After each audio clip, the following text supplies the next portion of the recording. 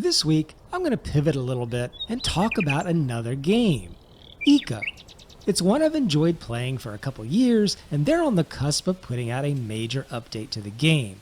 So in anticipation of that, I want to put a video out about it, let people know what the game's about, talk about the different ways to approach playing that game, and expand the gaming channel a little bit.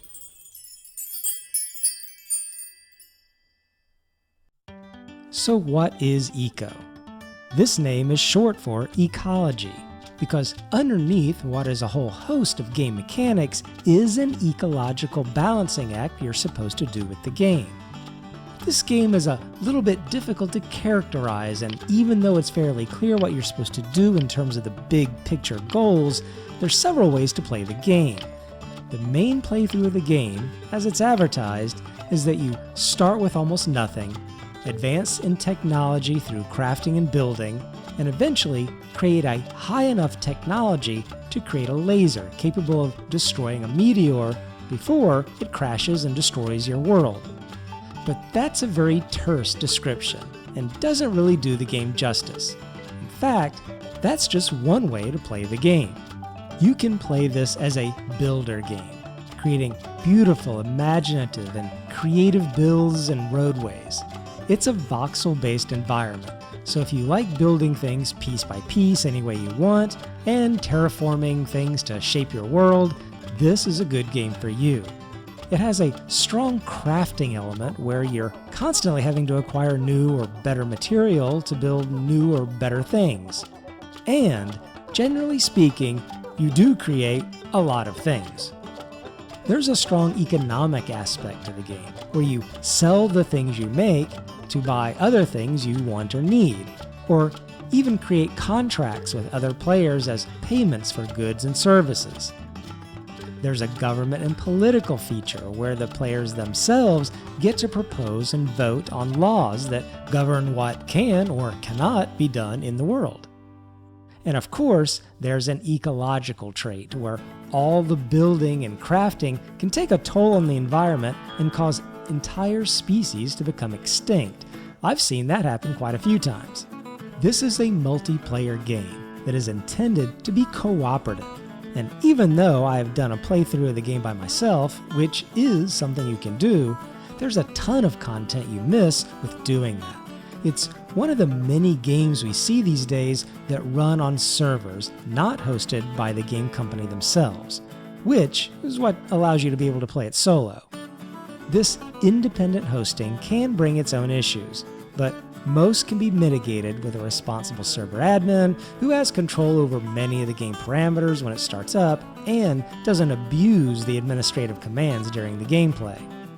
A good server admin will make sure that the server stays up and running, is backed up regularly, restarts the server probably once or twice a day on a scheduled time frame just to keep the memory fresh, and monitors the little micro patches that the company puts out to fix or add things so the player version doesn't get out of sync with the server version.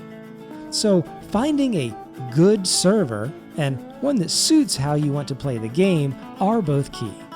So what are these different ways to play the game? The default I described before and the default time that you have to destroy the meteor is 30 days. With this default setup, there is a distinct end to the game, but you still have time to build and craft usually what you want. Now what often happens is that this cooperative nature that's supposed to be part of the game becomes usurped by a more competitive-based one where a handful of very active players surge ahead of the others in their skills and wind up being the ones that are really driving the main part of the end game to destroy the meteor. It can still be fun in these servers if you're less active, but there is a sense of being left behind, and a lot of new players really just don't have an opportunity to catch up and be a part of these servers that are only running for 30 days. You're still dragging your cart around by hand while others are whizzing by you in their shiny new trucks. There's very little a server admin or in-game elected world leader can do when this imbalance happens, and it often leads to people bailing on the server after a week or two. We've got to get out of here. There is, however, a variation on this default setup that many people like pretty well, and actually encourages those that enjoy grinding hard to be all they can be. And these are actual competition servers. Like I said, the server admin has control to set up the server in a variety of ways, and one way is to actually make it into a server race. They'll set the duration of the Meteor hitting in 30 days to something incredibly short, like 1 week, 5 days, or even less. They'll also alter how quickly and under what conditions people can acquire skill points. With these two variables, they can make it so one individual, theoretically, can achieve the ability to destroy the Meteor by themselves. And then it's both a race and a competition against each other to see who can destroy it first. These are merciless and cutthroat servers, but are fun for those that enjoy that. Generally, if you're more of a player versus player person and take the approach that's what's mine is mine and what's yours is mine too, then it's probably a good variant for you. A second race variation is to also set a short time frame, but slower skill point acquisition, maybe even none, which forces everyone on the server to still work very quickly and diligently, but must carefully coordinate exactly who will do what right at the beginning in order to make it in time. It's almost like Uber cooperation, and if one person fails to uphold their part of the job, then boom. For me, and how I like best to play the game, it's almost the exact opposite. I prefer a very long-running server that has slow skill progression, with no real constraints on what I'm supposed to do, and no pressure to go as fast as I can. These servers wind up being almost an economic builder type sim. The economics in the game are completely player-driven, which in many games can lead to ruin. But when a server is set up correctly, you can create a true sense of having a career in the game, where you're a part of the flow of crafted materials, and things are reasonably balanced across players. These long-running, slow-progression servers also have no Meteor to come along and destroy everything.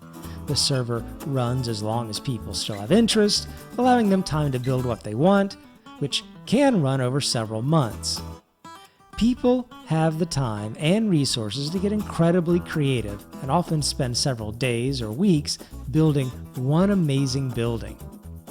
I have a whole separate video out about that, and we'll probably revisit that topic again after this next Eco 9.0 version is released.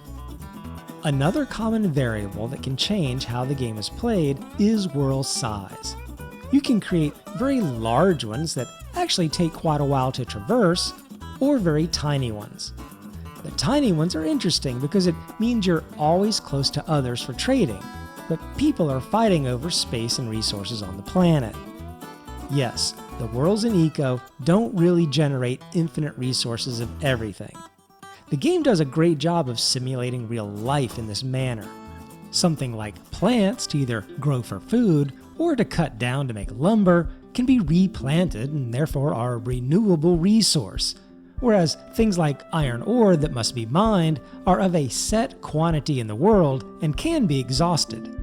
I have yet to be in a world where any of the ores were completely depleted, but in my last long-running server, there was only one desert biome where iron ore is the most plentiful, and the most easy to acquire stuff was starting to get pretty well tapped, forcing people to go mining farther into the world, farther into the planet, and deeper into other reaches. Generally speaking, the longer-running worlds are on the bigger side to allow more resources, and the shorter competition ones are on smaller worlds. I've really only scratched the surface about what this game has to offer, and plan to talk more about all the different careers, the interdependency of skills, building materials, and all kinds of things, because this game is extremely addicting and very fun.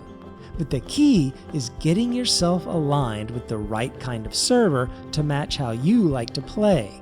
All the different aspects of gameplay and what this has to offer is just way too much to try to talk about in a single video, so I'm going to make more about it. I hope you like this little overview of the game Eco from a gameplay style and server perspective. Feel free to like and subscribe if you want, and I'll be talking to you later.